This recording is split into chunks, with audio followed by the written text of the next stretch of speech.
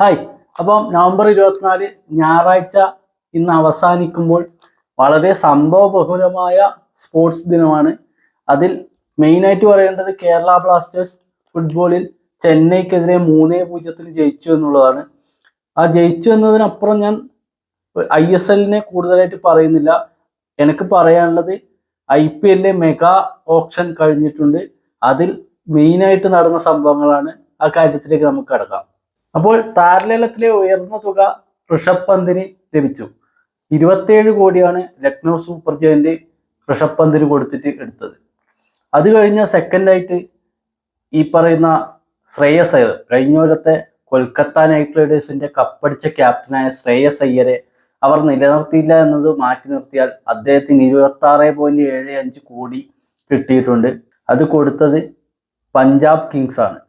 അത് കഴിഞ്ഞു കഴിഞ്ഞാൽ പിന്നെ എടുത്തിട്ടുള്ള ഇതേ പഞ്ചാബ് കിങ്സ് തന്നെ അർഷദീപിനെ 18 കോടിക്ക് നിലനിർത്തിയപ്പോൾ രാജസ്ഥാൻ റോയൽസിന്റെ കയ്യിലുണ്ടായിരുന്ന യുസ്വേന്ദ്ര ചഹലിനെ 18 കോടിക്ക് വിളിച്ചെടുക്കുകയും കൂടി ചെയ്തിട്ടുണ്ട്. പിന്നെ ഇതിൽ പറയാനുള്ള ഒരു പ്രധാന കാര്യം, 27 കോടിക്കാണ് ലക്നൗ സൂപ്പർ ജയന്റ് ഡൽഹി ക്യാപിറ്റൽസിൽ നിന്ന് ഋഷഭ് പന്തിനെ എടുത്തതല്ലേ.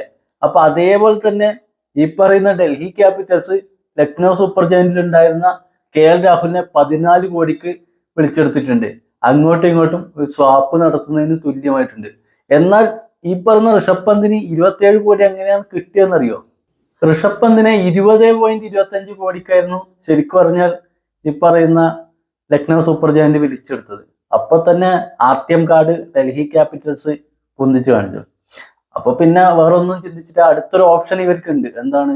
അവർക്ക് അതിന് മുകളിലുള്ള ഒരു തുക വെച്ച് കഴിഞ്ഞാൽ അത് പിന്നെയും അവർ ഓക്കെ പറയുന്നതാണെങ്കിൽ പിന്നെ അവർക്ക് കൊടുക്കേണ്ടി വരും. ഒറ്റയടിക്ക് ഇവർ ചിന്തിച്ചുകൊണ്ട് പറഞ്ഞു 27 കോടി. പിന്നെ ഡൽഹി പറഞ്ഞു നമുക്ക് വേണ്ട. അങ്ങനെയാണ് ഏറ്റവും കൂടുതൽ തുക. അതുവരെ ഈ പറയുന്ന ശ്രേയസ് അയ്യർ 26.75 കോടിക്ക് ഇങ്ങനെ നിൽക്കുമായിരുന്നു.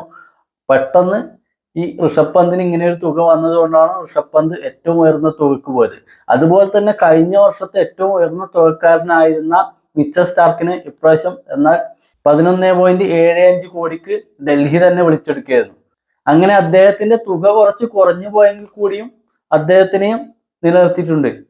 അപ്പൊ ഈ പറയുന്ന കൊൽക്കത്ത ഇവരെ ഉപേക്ഷിച്ചെങ്കിലും കൊൽക്കത്തയുടെ ഒരു വിളികളൊക്കെ കൃത്യമായിട്ടായിരുന്നു. കഴിഞ്ഞ വർഷത്തെ ടീമിനെ ഏകദേശം അതുപോലെ തന്നെ നിലനിർത്തുക, അല്ലെങ്കിൽ അതിന് തുല്യമായ ആൾക്കാരെ തിരിച്ചു കൊണ്ടുവരിക എന്നുള്ള രീതിയിൽ തന്നെയായിരുന്നു വിളി. ഈ പറയുന്ന വെങ്കടേഷ് അയ്യറെ 23.75 കോടിക്ക് അവർ കൃത്യമായിട്ട് നല്ല രീതിയിൽ തന്നെ വിളിച്ചെടുത്തു. അതുപോലെ തന്നെ അവരുടെ ടീമിൽ ഏകദേശം മാറ്റം വന്നിട്ടുള്ള മിസ്റ്റർ സ്റ്റാർക്ക് പോയെങ്കിലും അതിന് പകരക്കാരനായിട്ട് ആൻഡ്രിക് നോർട്ട്യെ, അതായത് നമ്മുടെ ദക്ഷിണാഫ്രിക്കയിലുള്ള ആൻഡ്രിക് നോർട്ട്യെ എന്ന് പറയുന്ന വ്യക്തിയെ കൃത്യമായിട്ട് അവർ വിളിച്ചെടുത്തിട്ടുണ്ട്. അതുപോലെ തന്നെ അവരെ കയ്യിൽ നിന്ന് ഫിൽസാൾട്ട് പോയിട്ടുണ്ടെങ്കിൽ അതിന് പകരമായിട്ട് ക്വിന്റൺ ഡിക്കോക്കിനെ അവർ കൃത്യമായിട്ടും തിരിച്ചു കൊണ്ടുവന്നിട്ടുണ്ട്. അങ്ങനെ അവരുടെ സ്ലോട്ടുകളെല്ലാം അതുപോലെ തന്നെ അവർ കൃത്യമായിട്ട് കംപ്ലീറ്റ് ചെയ്യാനും അവർക്ക് പറ്റിയിട്ടുണ്ട്. അവരുടെ ഏകദേശം എല്ലാ പഴുതുകളും കൃത്യമായിട്ട് അടക്കുന്ന രീതിയിൽ തന്നെ അവരെ ടീം അങ്ങനെ പോയിട്ടുണ്ട്. പിന്നെ മെഗാ ഓപ്ഷനെ കുറിച്ച് പറയുമ്പോൾ സ്ഥിരം നടക്കുന്ന പരിപാടികൾ പോലെ തന്നെ പഞ്ചാബ് ഒരേ വിളിയായിരുന്നു. ഏകദേശം ഒരു 3 ലിസ്റ്റ് കഴിഞ്ഞപ്പോഴേക്കും 110 കോടിയോ സംതിങ്ങോ ഉണ്ടായിരുന്ന അവരുടെ ഇത് ഒറ്റയടിക്ക് 47 കോടിയിലേക്ക് താണു. അതായത് മറ്റുള്ളവരുടെ ഒപ്പത്തി ആ ഒരു പ്രശ്നം അവിടെ തന്നെ തീർന്നില്ല. അത് അവരുടെ വിളി അതുപോലെ തന്നെ ഇങ്ങനെ ആരൊക്കെ ഉണ്ടാലും ചാടിക്കേറി വിളിക്കുക എന്നുള്ള ലെവലിലേക്ക് പോയത്. ആദ്യത്തെ ഒരു 3-4 സ്ലോട്ടിലേക്ക് മുംബൈ അല്ലെങ്കിൽ ചെന്നൈ, രാജസ്ഥാൻ ഇവരൊന്നും വിളിക്കാനേ ഉണ്ടായില്ല. അവരൊന്നും അവിടെ ഉണ്ടോ തന്നെ അറിയുന്നുണ്ടായിട്ടില്ല. പിന്നെ അതിൽ മെയിൻ ആയിട്ട് പറയേണ്ടത് ഈ പറഞ്ഞ രവിചന്ദ്രൻ അശ്വിനാണ്. അശ്വിൻ എന്തായാലും ചെന്നൈ വിളിച്ചെടുക്കാൻ സാധ്യതയുണ്ട് എന്നുള്ളത് പറയുന്നുണ്ടായിരുന്നു. അതുപോലെ തന്നെയാണ് അശ്വിന്റെ വിളി വന്നപ്പോൾ ഒന്നും നോക്കാണ്ട് ഓക്കെ നമുക്ക് വേണമെന്നുള്ള രീതിയിൽ ഒരേ വിളിയായിരുന്നു ചെന്നൈ. രാജസ്ഥാൻ എത്ര വിളിക്കുന്നു അതിന്റെ തൊട്ടടുത്ത് അവർ വിളിക്കും. അത് വേറെ ഒന്നും ചിന്തിക്കുന്നുണ്ടായില്ല, ഒരേ വിളിയായിരുന്നു. അതുകൊണ്ട് തന്നെ രാജസ്ഥാൻ അവരെ നിലനിർത്തിയില്ല. രാജസ്ഥാന്റെ ഏകദേശം എല്ലാ പ്ലേയേഴ്സിനെയും കൃത്യമായിട്ടും നല്ല രീതിയിൽ എല്ലാവരും വിളിച്ചെടുത്തിന്. കാരണം അവർക്ക് എല്ലാവരെയും നിലനിർത്തി കഴിഞ്ഞപ്പോൾ ഏറ്റവും കുറവ് തുക രാജസ്ഥാനായിരുന്നു. അതുകൊണ്ട് തന്നെ രാജസ്ഥാൻ അവരെ ഒന്നും തിരിച്ചു വിളിച്ചെടുക്കാൻ പറ്റൂല എന്നുള്ളത് അവർക്ക് അറിയാമായിരുന്നു. ജോസ് ബട്ട്ലറിനെ ആദ്യം തന്നെ വിളിക്കാൻ ശ്രമിച്ചിട്ടുണ്ടായിരുന്നു. പക്ഷെ തുക ഉയരാൻ തുടങ്ങിയതോടുകൂടി അത് ഒഴിവാക്കി. അതുപോലെ തന്നെ അശ്വിനെയും വിളിക്കാൻ ശ്രമിച്ചു, അശ്വിനെയും കിട്ടിയില്ല. ചഹലിനെ വിളിക്കാൻ ശ്രമിച്ചില്ല, എന്തായാലും അവർ വേറെ വിളിക്കും എന്നറിയാമായിരുന്നു. അങ്ങനെ ചഹലും പോയി. ആ ഒരു അവസ്ഥയിലായിരുന്നു ഉണ്ടായിരുന്നത്. പിന്നെ അതിൽ ഏറ്റവും വലിയ മണ്ടത്തരം കാണിച്ചത് പഞ്ചാബാന്ന് പറയും. പഞ്ചാബ് ഞാൻ പറഞ്ഞിട്ടേ വെറുതെ ഫിഗർ പറയുക, വെറുതെ തുക വിളിക്കുക എന്നുള്ള ലെവലിലേക്കായിരുന്നു പോയി.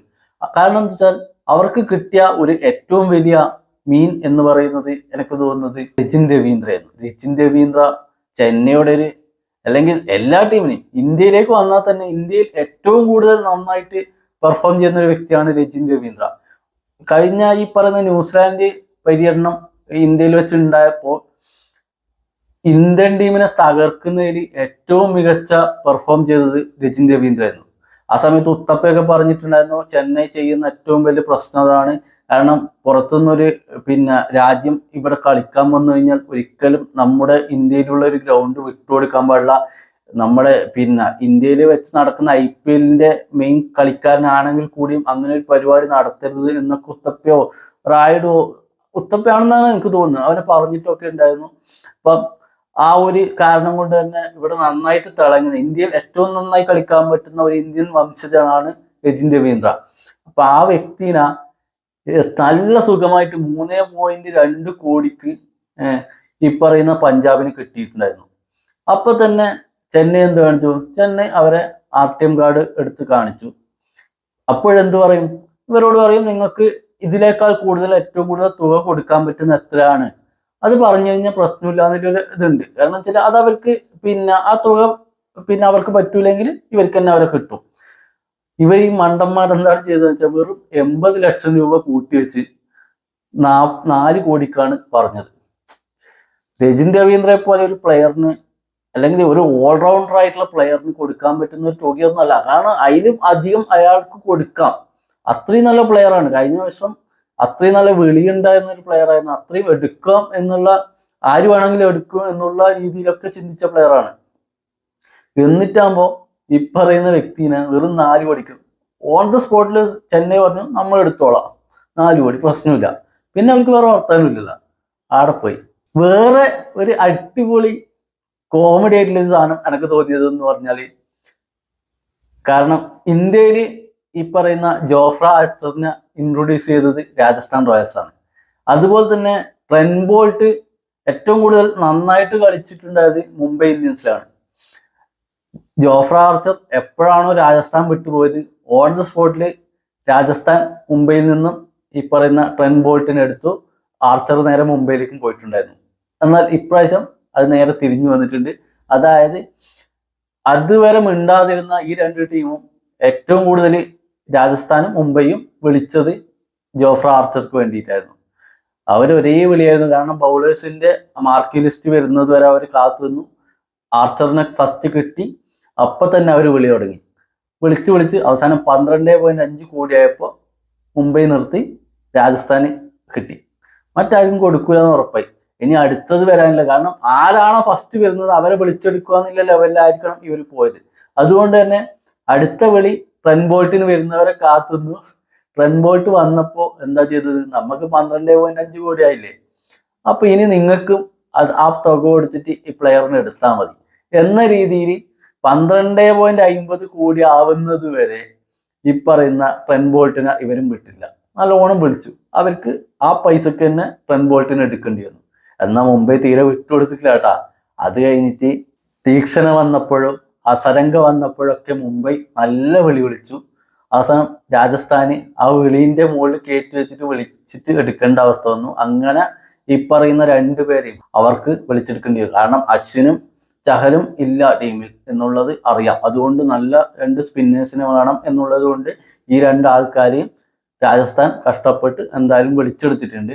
അതുപോലെ തന്നെ നമാൻദിർ എന്ന് പറയുന്ന പഴയ കഴിഞ്ഞ വർഷത്തെ മുംബൈ പ്ലെയർ ആയ വ്യക്തിയെ ഈ പറയുന്ന രാജസ്ഥാൻ 3.45 കോടിക്ക് വിളിച്ച സമയത്ത് തന്നെ അവര് RTM കാണിച്ച സമയത്ത് ഇവര് 5 കോടി പറഞ്ഞു, അവര് വിട്ടു. അതുകൊണ്ട് അവരെയും രാജസ്ഥാൻ എടുത്തു.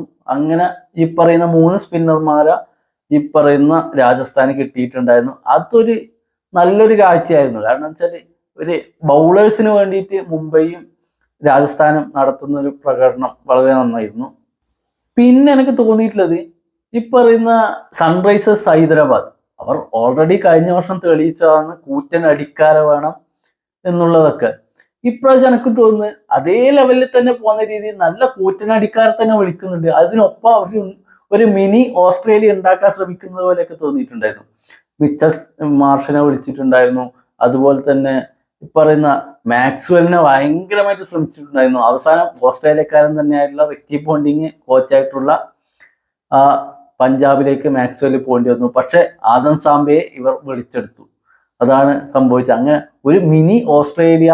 അതിൽ എനിക്ക് തോന്നുന്നു ക്ലാസൻ മാത്രമാണ് കുറച്ചും കൂടി ഒരു ഭേദപ്പെട്ട രീതിയിൽ മറ്റൊരു ടീമിൽ നിന്ന് വന്ന അടിക്കാരൻ എന്നുള്ള രീതിയിലേക്ക് വരുന്നത്. ആ ഒരു രീതിയിൽ നല്ലൊരു ടീമിനെ തന്നെ സൺറൈസേഴ്സും ഉണ്ടാക്കിയെടുത്തിട്ടുണ്ട്. പിന്നെ എനിക്ക് പറയാനുള്ള ഒരു സന്തോഷകരമായ സാധനം, നമ്മുടെ മലയാളിയായ വിഷ്ണു വിനോദിനെ പഞ്ചാബ് കിങ്സ് വിളിച്ചെടുത്തു.